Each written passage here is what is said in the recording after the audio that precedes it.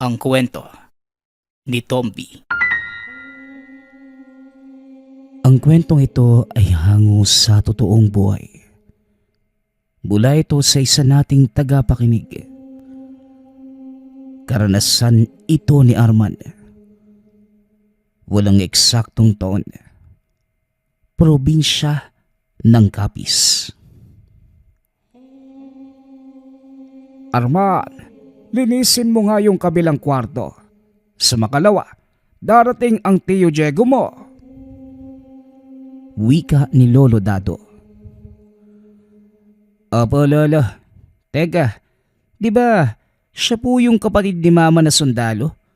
Yung nakulong? Tanong ni Arman. Oo, apo. Siya nga.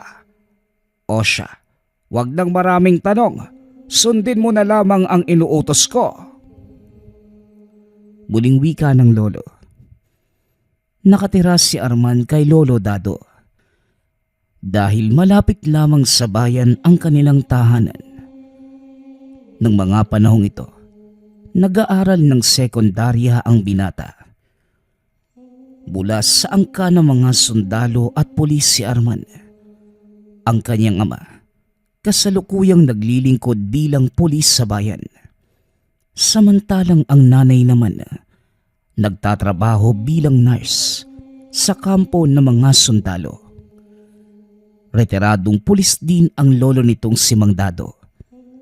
Dahil sa reputasyon ng pamilya, iginagalang sila ng mga taong bayan. Mataas ang tingin ng mga ito sa kanila, maliban na lamang sa isang anak ni Mang Dado na si Diego. Pumasok itong militar, ngunit kalaunay nakulong dahil sinalakay nila ang isang baryo at pinagpapatay ang mga tao ng walang kalaban-laban. Ito ang kumalat na balita, ngunit walang nakakaalam ng totoong nangyari maliban kay Lolo Dado. Aatras tayo ng 2 taon. Nang mga sandaling yun, nagpapahinga si Mang Dado. Habang nakaupo sa beranda, nakita nitong may pumasok sa kanilang bakuran. Marahang naglalakad ang tao. Panay ang paglingon sa likod. Sa pag-aakalang magnanakaw, dali-daling tumayo ang matanda at kinuha ang rifleng nakatago sa likod ng pinto. Binuksan ni Mang Dado ang ilaw sa beranda. Tinutukan ng baril ang lalaki. Nagtaas ito ng kamay at lumuhod. Marahang ibinaba ang dalang gamit at tinanggal ang suot na sombrero. Diego, anak nang, alam mo bang kamunti ka na kitang barilin? Hindi ba't nadestino ka? Anong ginagawa mo rito? Tanong ni Dado. Sa loob na ako magpapaliwanag, tay. Papasukin po muna niyo ako at may sugat ako sa tagiliran. Tugon ni Diego. Nanlaki ang mga mata ng matanda nang masipat ang tumutulong dugo sa tagiliran ng binata. Inalalaya ni Mang Dado ang anak papasok ng tahanan. Ano bang nangyayari sa iyo, anak? At bakit ka umuwi rito? Saan mo nakuha ang sugat na yan?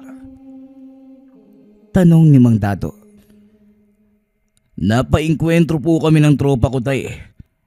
Nakatanggap kami ng impormasyon tungkol sa isang baryo. Ayon sa ulat, pugad daw yun ng mga rebelde. Pero mas malala pa pala sa mga rebelde ang nadatnan namin doon. Tugon ni Diego. Ano namang ibig mong sabihin, anak? Ewan ko kung maniniwala ka, tay. Pero ang baryong sinalakay namin, pugad pala ng mga aswang. Naubos yung lahat ng kasamahan ko, baliban sa aming 2 ni Abner. Sa katunayan, siya nga yung nagligtas sa akin eh. Dinala niya ako sa pagamutan. Mga aswang? Paano mong nasabi yan, Diego? Hindi sila tinatabla ng balatay. Saksing buhay mismo ko. Ilang beses kong binaril yung isang babae sa ulo, pero paulit-ulit lang din tong bumabangon. Paano naman kayong nakaligtas? Dahil po kay Abner tay, may tangang mutya yung taong yun. Siya ang lumaban sa mga aswang. Sugatan din po siya, pero nagawa naming makaalis sa lugar. Hindi ko alam kung ano yung nangyari dahil bago niya ako madala sa ospital, nawalan na ako ng malay. Nung una, ayaw ko pang maniwala sa kanya eh. Pero nung makita ko kung paanong lapain nung isa sa mga taga-baryo, yung kasama namin, doon na ako lubusang naniwala. Ang baryong tinutukoy mo, saan naman ito banda? Gawing kanluran tay. Mga 1,200 yarda mula sa mismong kabisera ng bayan. Mahabaging langit. Anong pumasok sa isipan ng opisyal ninyo? Bakit binigyan niya ng permiso ang pag-atake?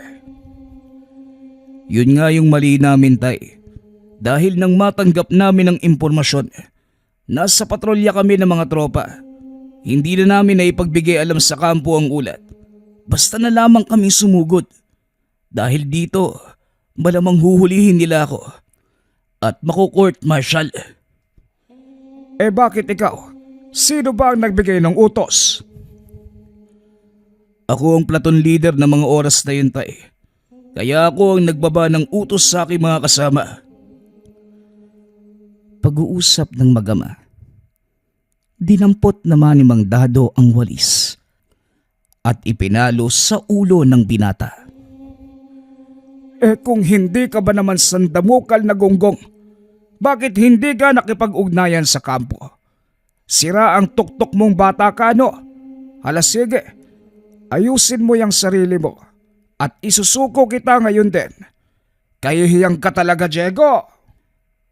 Wika ni Mang Dado. Tatay naman, sa dinami-dami ng ipapalo, walis pa talaga. Oo na ho, eto na. Siya nga pala, iniwan ni Abdel sa akin tong kwintas niya. Hindi ko alam kung ano yan eh. Tugon ni Diego, sabay pakita ng kwintas. Kwintas? Teka, kahoy na naging. Mutya ang isang ito, Diego. Nakakita na ako ng kagaya nito. At hindi ako maaaring magkamali. Mutya ng dignumong binigay sa iyo ng kasama mo. Pero wag mong ibahin ang usapan. Kailangan panagutan mo ang ginawa mong mali. Muling wika ng matanda. Dinala nito ang anak sa himpilan ng militar para kusang isuko. Wala namang naging reklamo si Diego dahil alam niyang mali din ang ginawang paglusob nang hindi nagbibigay alam sa mga nakakataas. 3 taong pagkakakulong ang naging sistensya ng binata. Binigyan nito ng pagkakataong makabalik sa militar sa oras na mabuno ang sistensya. Ngunit iba ang nasa isipan ni Diego ng mga oras na yon. Ngayon nakakulong ka na. Pag-isipan mong mabuti ang mga kilos mo, Diego. Hindi basta-basta ang maging sundalo. Hindi puro tapang ang dapat pairalin. Magpasalamat ka at nabigyan ka pa ng pagkakataong manilbihan pagkatapos ng sistensya mo. Sa palagay ko tay, hindi na ako babalik sa serbisyo. May mas mahalagang bagay akong dapat asikasuhin pagkatapos nito. Tugon ni Diego. Ito ang naging pag-uusap ng mag-ama. Binuno ng binata ang kanyang sistensya hanggang sa tuluyang makalaya. Balik tayo sa kasalukuyan. Ngayong araw po ang uwi ni Tio Diego. Hindi po ba uuwi si na tatay? Tanong ni Arman. Hindi, iho. Abala ang tatay mo. Lalo ngayong palapit ang eleksyon. Masyadong magulo ang paligid. Tugon ni Mang Dado. Ay, palagi naman pong ganun eh. Si nanay po ba? Mukhang hindi rin makakauwi. Habang nag-uusap ang maglolo, Isang sasakyan ang huminto sa harapan ng tahanan. Bumaba ang isang binatang nakasuot ng itim na sando. Puno ng tato ang braso at napakahaba ng buhok. Sino naman kaya ang sangganong ito? Wala naman akong ibang inaasahang bisita ngayong araw Wika ni Mang Dado. Ngunit nanlaki ang mga mata ng matanda nang makilala kung sino ang paparating. Magandang umaga po, tay. Pasensya na. Aray ko. Ano ba naman yan, tay? Bitawan nyo nga yung walis. Para naman akong bata sa ginagawa nyo eh. Wika ng lalaki. Paanong hindi ka kakastiguhin? Tignan mo nga yung itsura mo. Dati kang sundalo, Diego. Ngayon mukha ka ng sanggano. Pinangatawanan mo na nga talaga ang hindi pagbalik sa serbisyo, ano? Pasensya na po, tay. Buo na po ang isipan ko. Saka, wala kasing matinong barbero sa loob eh. Itong mga tattoo ko, mamaya ipapaliwanag ko sa inyo. Siya nga pala, may darating akong bisita ha? Ewan ko sa'yo, Diego. Sige, pumasok ka sa loob ng bahay at maligayang pagbabalik, anak. Wika ni Mang Dado. Napangiti naman si Diego at biglang niyakap ang ama. Maraming salamat po, tay. Teka, si Arman na ba to? Ang laki mo na. Siguro marami ka ng chicks, no? Wika ni Diego. Hindi po, Tio Diego. Pag-aaral po muna. Gusto ko din kasing maging kagaya mo eh. Aba, kagaya ko. Gusto mo ding maging sanggano, ano? Hindi po, Tio. Maging sundalo ho. Palabiro po pala kayo eh, no? Ay nako, masanay ka na dyan sa tsuhin mo. Kahit ganyang kalaki ang katawan, iisip bata pa rin yan. Hindi naman po, tay. Tara Arman, pagkatapos kumain, pumunta tayo sa ilog. Gusto kong maligo eh. Nakita mo na. Ay nako, teka, sino nga pala ang bisita mo? Oo nga pala. Kung naalala nyo, tay, si Abner, yung ikunento ko sa inyo noon. Oo. Yung nagbigay ng mutya sa'yo. Nasa na nga pala yon? Nagkita kami sa kulungan. Sumuko din siya eh. Halos isang araw matapos akong hatulan. Sabay na din kaming pinalaya. Pero may aasikasuhin pa siya sa bayan eh. Kaya nauna na akong umuwi. Aba ganun ba? Arman, pasensya na po. Pakilinis ulit ng isa pang kwarto. Ikaw, Diego, hindi mo naman kasi sinabing may bisita ka. Wala akong problema, Lolo. Ako na pong bahala roon. Sige na, Arman. Mamaya pagkatapos mo dyan, pupunta pa din tayo sa ilog, ha? Sige po, Tio Diego. Pag-uusap ng mag-anak. Mabilis na umalis si Arman at nang wala na roon ang binata, ipinagpatuloy ng dalawa ang pag-uusap. O Diego, ano na ngayon ang binabalak mo? Hindi ka na bababalik sa militar. Ano nang gagawin mo? Tanong ni Mang Dado. Balak naming balikan yung baryo, tay. Balakas ang kutob ko. Nabuhay pa yung mga taga roon. Tugon ni Diego. Abat sira ulo ka talagang bata kaya no? Kamuntikan ka na nga mamatay nung unang beses kayong sumugot. Uulitin mo na naman. Alam ko po yun, tay. Pero sa ngayon, hindi na ako mapapahamak.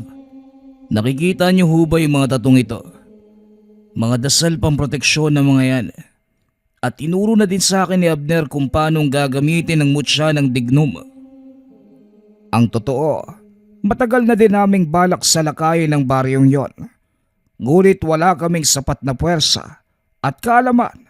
Sigurado ba kayo sa gagawin ninyo? Napag-aralan na ni Abner ang baryo bago siya sumuko tay. At nalaman niya ang kahinaan ng mga nakatira doon. Marami nga sila tay, pero hindi nila kayang lumaban pagtirik ang araw. At yun ang gagamitin naming pagkakataon. Siguraduhin mo lang na hindi malalagay sa kahihiyan ng pamilya natin, Diego.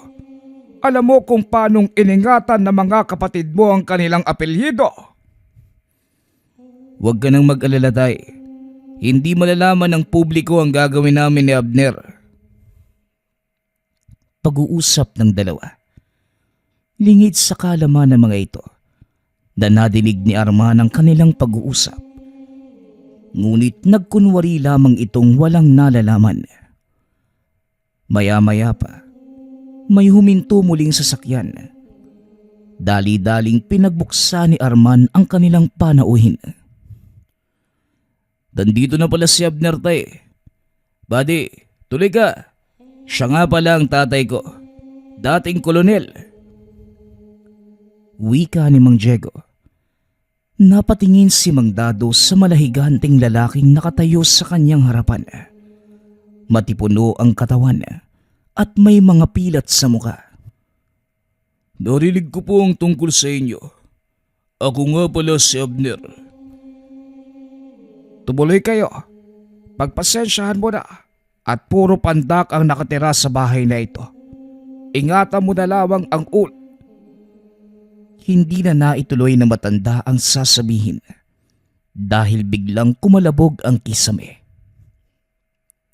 Pasensya na po Hindi ko nakita yung ilaw Hayaan nyo. Ayusin ko na lang po yan mamaya. Huwag mo nang isipin yan. Maupo ka. Sandali at kukuha ako ng kape. Wika ni Mang Dado. Maya-maya ay bumalik na ang matanda at iniabot kay Abner ang isang tasa ng kape. Maraming salamat po. Siya nga po pala. May ibang tao bang nakakalam ng pag-uwi mo ngayon? Tanong ni Abner. Wala buddy. Si tatay lang at mga kapatid ko. Tugon ni Diego.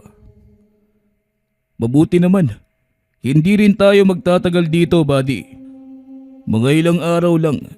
Sapat na siguro para makapaghanda tayo.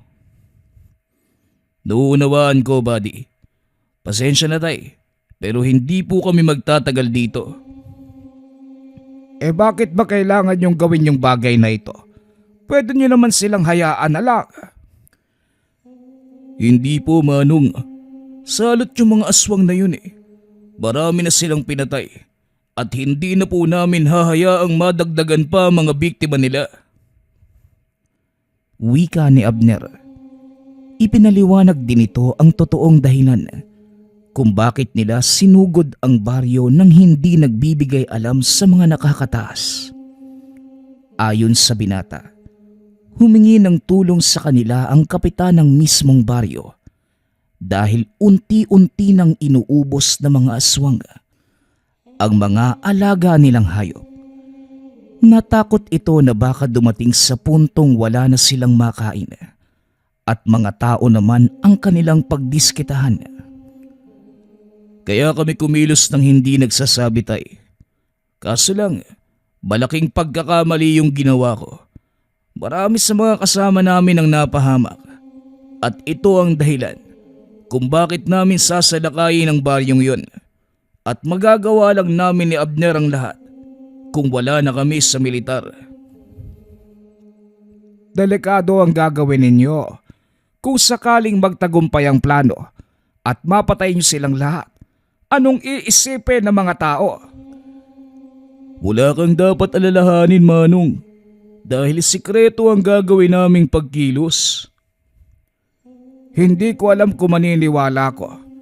Pero kung yan ang sa tingin nyong tama, gawin ninyo. Mag-iingat lamang kayo, ha? Wika ni Mang Dado.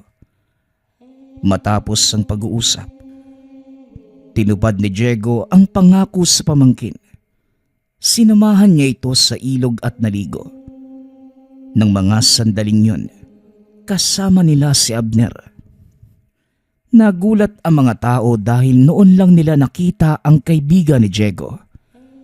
Malahigante ito, sa taas na 7 talampakan. Idagdag mo pa ang matipunong pangangatawan. Kahit sinong makasalubong, talagang matatakot. Alam mo, Diego, napakapayapa ng lugar nyo no? Mas gugustuhin kong tumira sa ganitong lugar. Wika ni Abner. Ito nga mismo ang dahilan kung bakit pinili kong sumama sa iyo, Abner. Ayokong umabot sa puntong manganib ang bayang to dahil sa kagagawa ng mga aswang na yon. Tugon ni Diego. Tama yung naging pasya mo, Diego. Magtiwala ka lang sa gamit na binigay ko sa iyo at sa mga dasal na nakaukit sa katawan mo. Pag-uusap ng dalawa. Matapos ang ilang araw ng pamamahinga, nagpaalam na ang mga ito. Hindi ko na kayo pipigilan, anak. Basta't mag-iingat. Hindi na naituloy na matanda ang sasabihin dahil biglang dumating ang kapatid ni Diego. O tay, Diego, mabuti at naabutan ko kayo. Hindi kayo maniniwala sa sasabihin ko. Wika ng kapatid na si Mando. Alam mo palang hindi kami maniniwala. Di sana wag mo nang sabihin. Tugon ni Mang Dado. Ay nako, si tatay talaga. Puro biro Seryoso ko. Rumesponde ako sa isang patayan sa kabilang baryo. Isang pamilya ang walang awang pinagpapatay. Ano naman ang hindi ka panipaniwala doon? Wakwak yung sikmura ng mga biktima. Yung mga bata, halos wala ng lamang loob. May mga kagat sa leg ang ilan sa kanila. Ang usap-usapan pa nga ng mga tao sa paligid Aswang ang may gawa. Pulis ka, Mando. Naniniwala ka sa mga haka-haka. Paniwalaan mo ang resulta ng investigasyon. Alam ko naman po yun, tay. Pero may mga bakas na nakita sa paligid Mga yabag ng paa mula sa malaking aso. Nasagot na yung tanong mo. Pwedeng malaking aso ang lumapas sa mga yon. Pero tay, yung yabag po, kasing laki ng kamao ng tao. Pagpapaliwanag ni Mando. Nanlaki ang mga mata ni Mang Dado. Dali-daling pinuntahan nila Diego ang pinangyarihan ng krimen. At nakumpirma ni Abner na hindi nga pangkaraniwang hayop o tao ang may gawa nun. Diego, walang duda. Aswang nga ang may kagagawa nito. Nandito na sila sa bayan nyo. Wika ni Abner. Hindi malabong mangyari yan, Abner. Ilang taon tayong nawala Marahil nakabawi na sila ng lakas. Tugon ni Diego. O hindi kaya nasundan na nila tayo? Mukhang hindi na natin kailangang bumalik sa baryong yon, buddy. Tara, bumalik na muna tayo sa bahay. Pag-uusap ng magkaibigan. Pagkarating sa tahanan, naglagay ng mga pangontra si Abner sa bawat sulok.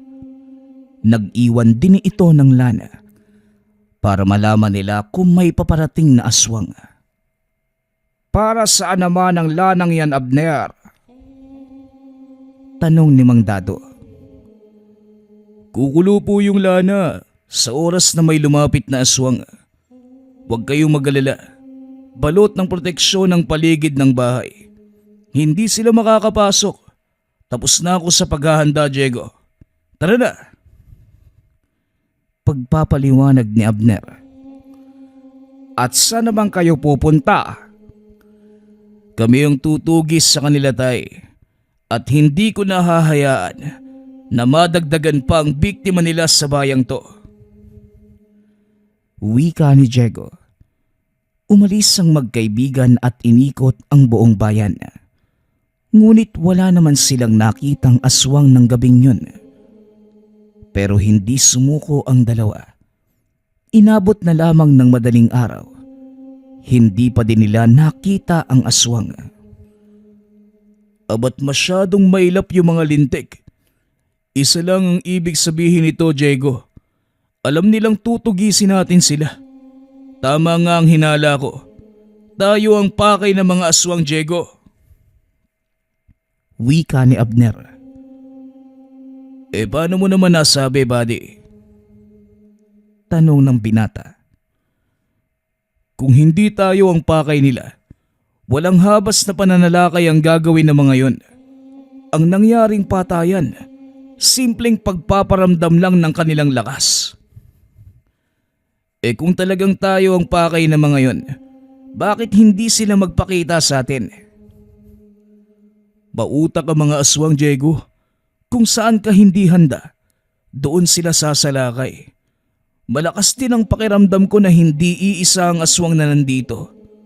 Maaaring isang pangkat o kawan. Posible nga yan, Abner. Kaya kailangan na natin silang mahanap sa lalong madaling panahon.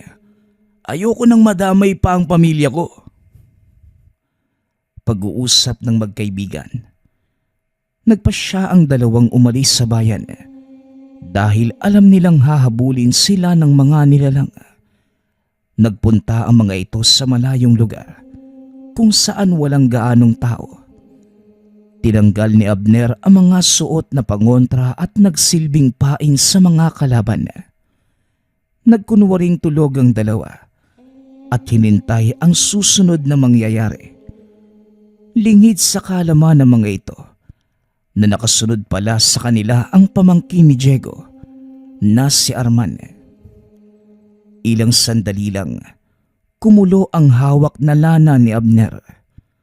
Pasimple nitong hinawakan ang kanyang itak at patuloy na pinakiramdaman ng paligid. Laking gulat ng dalawa nang bigla silang makarinig ng malakas na sigaw. Teka, boses ni Arman yun na. Wika ni Diego. Dali-daling bumangon ang binata, ngunit kagad itong inawat ni Abner. Sandali lang, may kakayanang gumaya ng boses sa mga aswang, Diego. Maaaring nililin lang nila tayo. Tama ka, Abner. May alam akong paraan para malaman natin kung si Arman nga ang sumisigaw. Arman, kung nadidinig mo ko, sagutin mo ang tanong ko. Ano bang ginagawa mo? Akong bahala, buddy. Matalinong bata yang si Arman. Hindi siya basta-basta natatakot. Sagutin mo ang tanong ko, Arman. Ilan ang nunal ko sa likod? Nagulat si Abner nang biglang sumagot ang binata. 6, tiyo. 4 na may buhok at 2 patay. Tugon ni Arman. Nagkatinginan ang dalawa at kagad natukoy ang kinaroroonan ni Arman. Hindi lang basta tanong ang binigay ko kay Arman. Sikretong salita ang mga yon, Abner. Tignan mo yung malalaking bato na yon. 4 na may tumutubong damo at 2 malalapad. Nasa gitna ng mga yan si Arman at nakatago sa bawat bato ang mga kalaban. Pagpapaliwanag ni Diego. O ba't lahi nga kayo ng mga militar? Ano pang hinihintay mo? Wika ni Abner. Dali-daling sumugod si Diego. Walang sabi-sabi. Sinabuyan ito ng asin ang unang bato kung saan nagtatago ang isa sa mga kalaban. Napasigaw ito at kagad na lumabas. Nagulat ang nilalang dahil itak ni Abner ang kagad sumalubong sa kanya.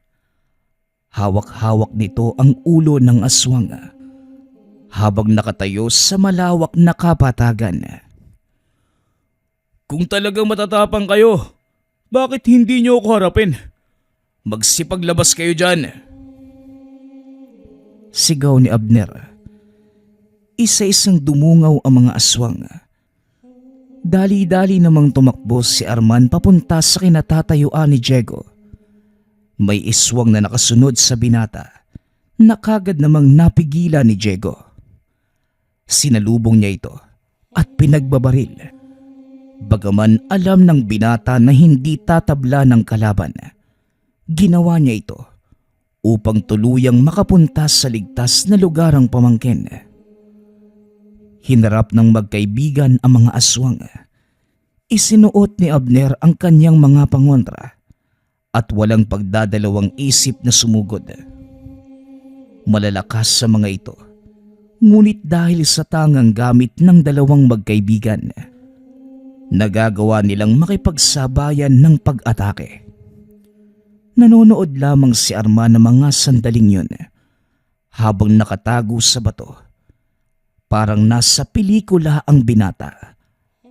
Habang pinagmamasdang makipagsagupaan ang tiyuhin at ang kaibigan nito, binitawan ni Abner ang kanyang itak at gamit ang purong lakas, hinawakan nito sa ulo ang isa sa mga aswang at inihampas sa bato.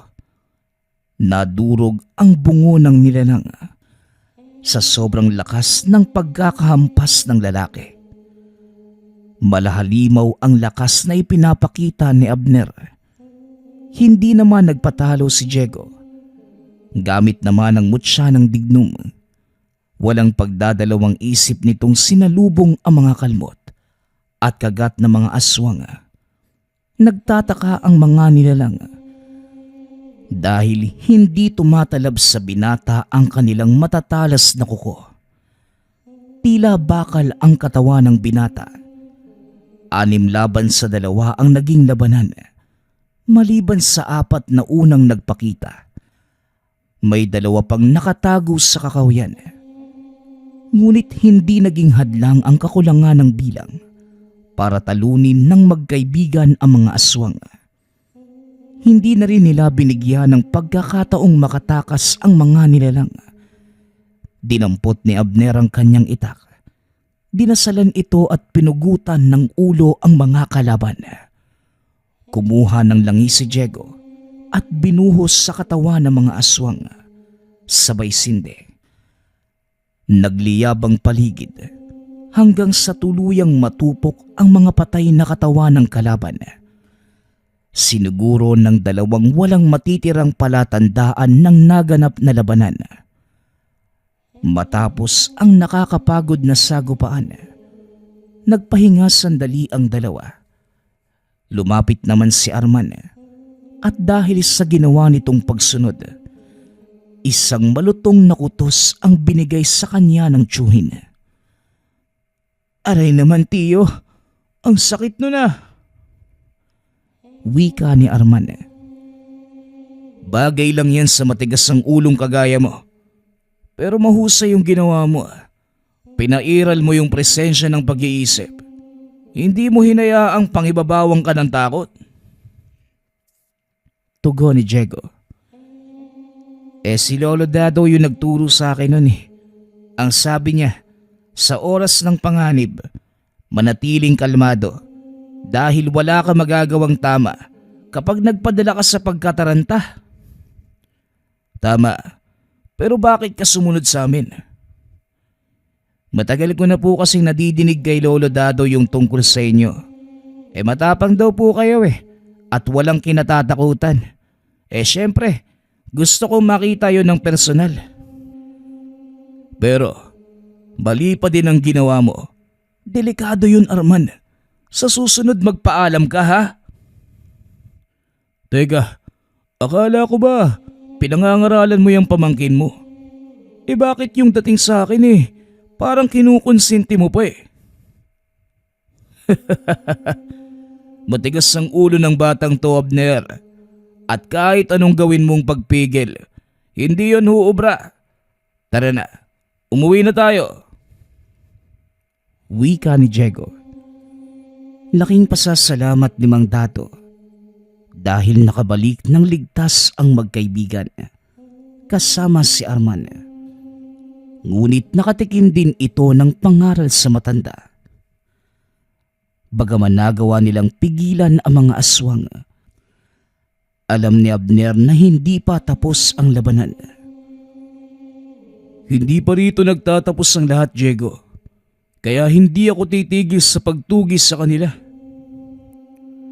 Wika ni Abner. Asahan mo ang tulong ko, buddy. Nandito lang ako palagi. Alam mo kung saan ako hahanapin. Pag-uusap ng dalawa bago tuluyang umalis si Abner. Hindi na muling bumalik pa sa serbisyo si Diego. Sa halip, namasukan ito bilang bodyguard ng alkalde sa kanilang bayan. At sa paglipas ng mga taon, wala nang paramdam mula sa mga aswang. Hindi na din muling bumalik si Abner. Habang si Arman naman pumasok sa PMA, kalaunan ay naging sundalo. Paano ba yan, Tio Diego? Mas mataas na yung ranggo ko sa'yo ngayon ah. Aray ko. Wika ni Arman. Biglang kinutusan ni Diego ang pamangkin, kaya hindi na nito naituloy ang pagyayabang. Bagay lang sa'yo yan. Hindi porket tenyente ka na aastahan mo na ako ng ganyan. Pero binabati kita, Arman. Tandaan mo lang ang lahat ng itinuro ko sa'yo. Pairali ng presensya ng pag-iisip sa lahat ng bagay. Huwag tira ng tira, ha? Wika ni Diego. Sang-ayon ako sa tiyuhin mo, Arman. Makinig ka sa kanya. Dahil yan ang malaking pagkakamali niya. Maging mabuti kang sundalo na inaalala ang kaligtasan ng karamihan. Hindi para sa pansarili lamang. Naunawaan ko po, Lolo. Maraming salamat sa lahat ng payo. Sa'yo din, Tio Diego. Pero mas mataas na yung ranggo ko sa inyo. Wika ni Arman. Napapangiti na lamang ang binata sa tuwing maaalala ang mga tagpong ito. Dahil matapos ang pagdiriwang ng kanyang pagtatapos, nagpaalam si Diego at hindi na ito muling bumalik. Walang kahit sinong nakakaalam kung saan ito nagpunta. Gayunpaman, hindi malilimutan ni Arman ang lahat ng payo at turo nito, maging ang engkwentro nila sa mga aswang at lahat ng masasayang alaala sa tiyuhin at sa kaibigan nitong si Abner. Maraming taon pa ang lumipas, naging matagumpay na opisyalang binata, hanggang sa maitalaga ito bilang pinuno ng Special Forces ng militar. Nang mga sandaling to, nakaharap si Arman sa larawan ni Diego habang suot ang kanyang bagong uniforme. Mabuti na lang at wala ka dito, Tio. Dahil kung hindi, makakatikim na naman ako ng kutos mo pag nadinig mo yung sasabihin ko. Suot ko ngayon yung uniforme mo, pero nakasabit na yung simbolo ng isang battalion commander. Nataasan na naman Aray, sino namang may gawa nun? Ako? Bakit may angal ka? Siguradong yan din ang gagawin ng tiyuhin mo. Binabati kita, Arman. Wika ni Mang Dado. Tumulo ang luha ng binata dahil naalala nito ang lahat ng hirap at pasakit na pinagdaanan para lamang makuha ang kasalukuyang posisyon. Kalakip din ng mga luhang yun ay ang panghihinayang dahil wala na sa tabi ang taong iniidolo. Gayunpaman, nananatili sa puso ng binata ang lahat ng alaala ng minsan niyang makasama ang tiyuhing si Diego, ang taong nakipaglaban sa mga aswang gamit ang mutya ng dignum. Ang susunod nating kwento ay mula sa isa nating tagapakinig. Karanasan ito ni Dodong. Walang eksaktong taon. Probinsya ng Iloilo. Si Dodong, pangalawa sa 4 na magkakapatid, namulat sa pamilya ng mga magsasaka. Bata pa lamang, naging malapit na ito sa ama hanggang sa nagkaroon ng hindi malaman na sakit.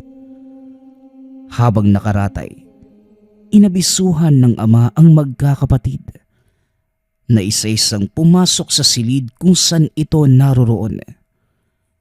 Napagpasyahan ng ama na hatiin ang mga pamanang nakalaan sa mga anak.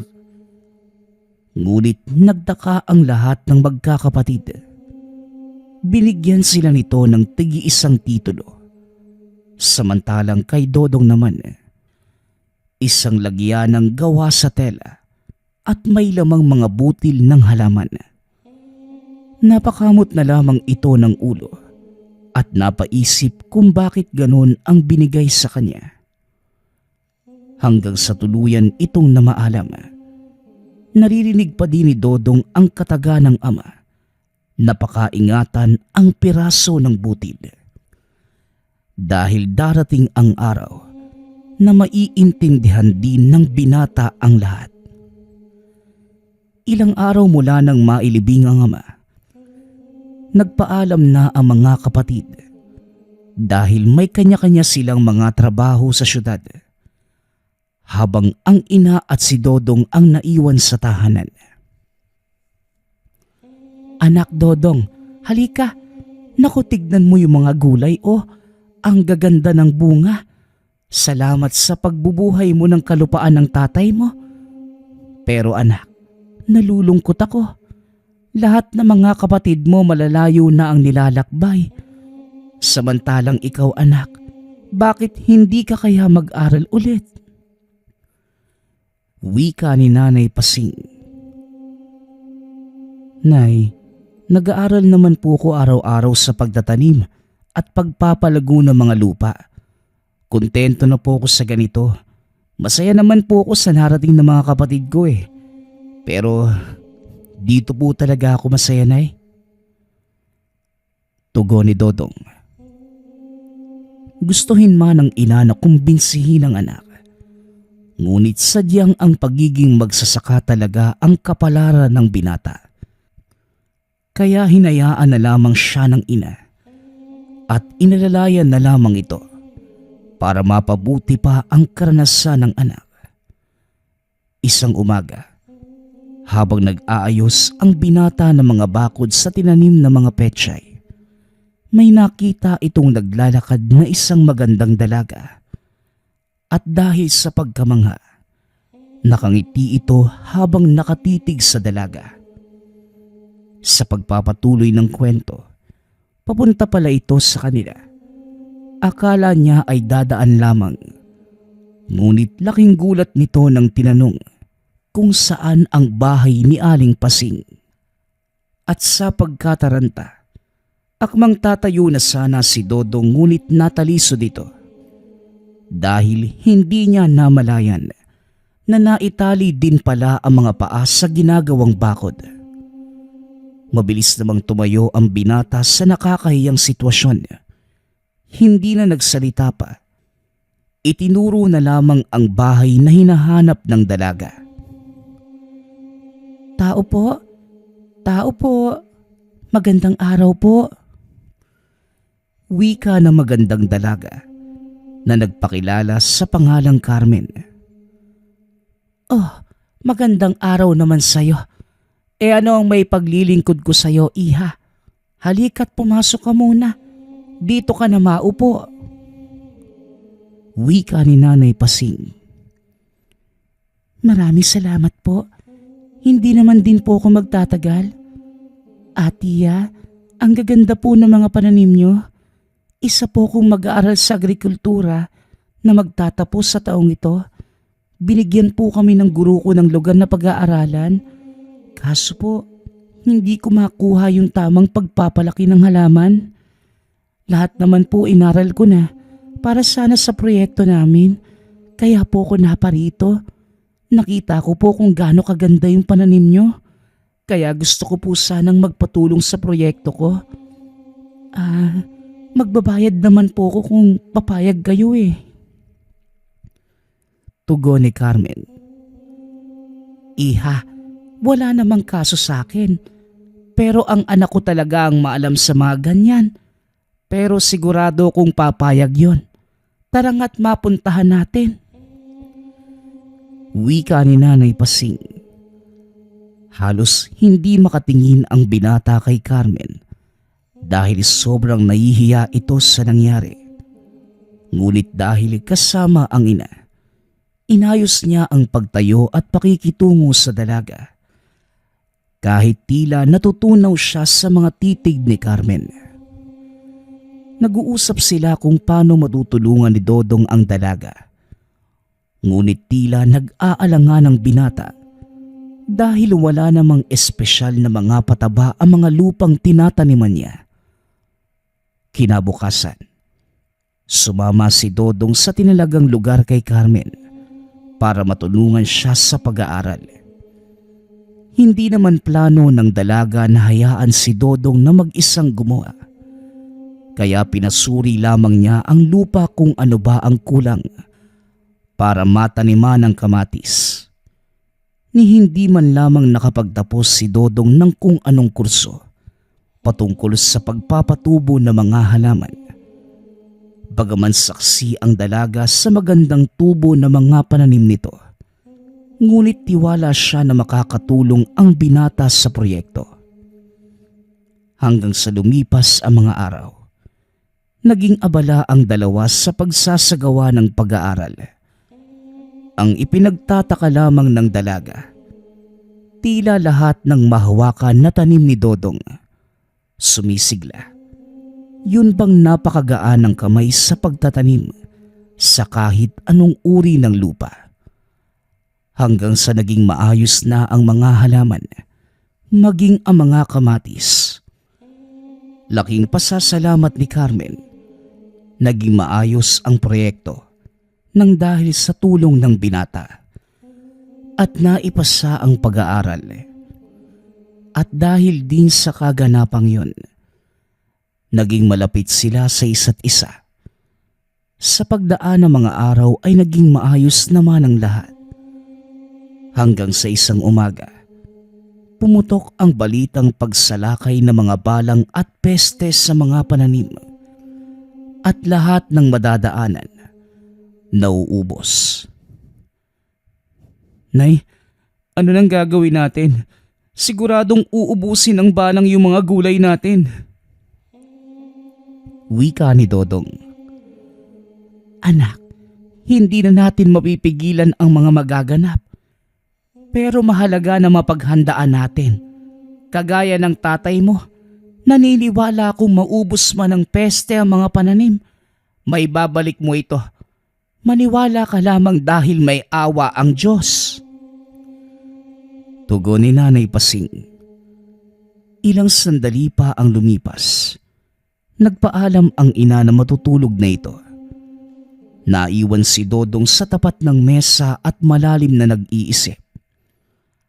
Halos nakakabinging katahimikan ang bumabalot sa buong sistema ng binata. Hanggang sa may nadinig siyang tinig. Isang boses na tinatawag ang kanyang pangalan. Hinanap niya kung saan yun ang gagaling. Iniiiling pa ang ulo sa pag-aakalang nananaginip lamang siya. Lumabas ito ng tahanan. Sobrang tahimik ng lugar. Ngunit alam ng binata na wala naman silang malapit na kapitbahay at halos puro pananim lamang ang makikita sa labas. Nasa pinto ng bahay si Dodong. Biglang may dumamping malamig na hangin sa kanyang muka. Hanggang sa nadinig niya muli ang tinig. Naglakad ito palabas hanggang sa maabot niya ang gitna ng taniman. Hanggang sa nasipat ang isang napakagandang babae sa bandang harapan. Carmen, ikaw? Paano? Tanong ni Dodong. Oo, ako nga Dodong. Kinakailangan kong magbalat kayo para subukan ng kakayahan mo. Hindi nga nagkamali ang ama mo sa pagsalin sa iyo ng mga binhi. Taglay mo ang maladiwatang kamay. Nasa puso mo ang kalikasan at pagmamahal sa nakapaligid sa iyo. Nagagalak akong nakilala ka, binata. Tugon ni Carmen. Pero, paano nangyari yun lahat? Bilang diwata, kaya naming gumawa ng mga kaganapan. Saklaw ng kapangyarihan namin ang pagbibigay ng pagsubok sa mga tao. Sa pinakita mo, isa kang namumukod tangi. Heto, tanggapin mo. Naway gamitin mo ang mga yan sa tamang panahon. Maraming salamat sa kabutihan mo. At paalam, kaibigan. Tugon ni Carmen. Kahit nalilito ng mga oras na yun, minabuti na lamang ng binatang umuwi sa tahanan. Pumasok ng silid. Binuksan ang inabot ng diwata. Nanlaki ang mga mata ni Dodong. Nakita niya na isa itong tela na may laman na gintong buhangin. Alam niya sa sarili na pwede niya itong magamit sa pagpapalago ng mga halaman. Kaya bumuo siya ng plano. Uunahin niya ang mga napinsalang taniman malapit sa lugar at nangako na tutulungan ang mga magsasaka sa muling pagpapalago ng kanilang mga pananim. Nagpapasalamat nga pala ako sa lahat ng sumusuporta sa ating channel. Nawa ay patuloy niyong suportahan at pakinggan ang ating mga kwento. Hanggang sa muling pakikinig. Paalam.